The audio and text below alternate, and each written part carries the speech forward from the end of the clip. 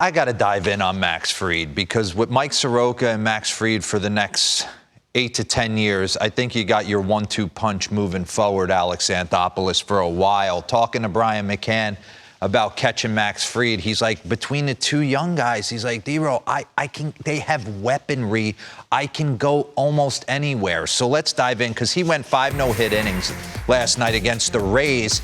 And, you know, you think back, he had a great season last year, kind of burst on the scene, came back from Tommy John, came over from the Padres. John Hart pulled off a great deal right there to get him in a Braves uniform, and he rehabbed and showed up last year on the scene in 19 and really pitched well. And come on.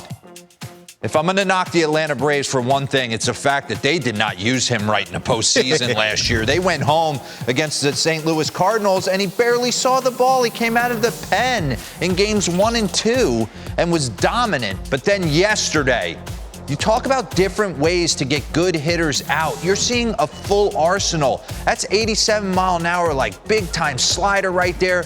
Then a 75 mile an hour curveball. And then I can run 94 and 96. And this is the context I want to put him in. In my heyday, you went to Oakland and you were getting Barry Zito or a Mark Mulder. You went to Cleveland, you were getting a Cliff Lee. And these two lefties were two of the best of that decade, of that time. But let me figure something out where the game's evolved, and I think we need to start understanding where we're at.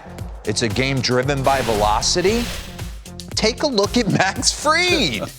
He's living at 94. When Cliff Lee was living at 91 and Barry Zito was living at 86, the game's evolved to a place where I think we take these dudes for granted on a nightly basis that they're coming out, and I get it. They're into...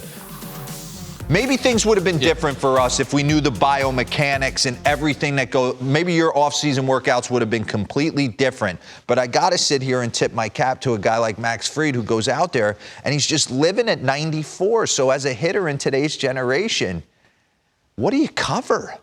You can't come off the fastball, yet the guys are, the spin rate on their breaking stuff so tough. So just Max Fried, just really good job.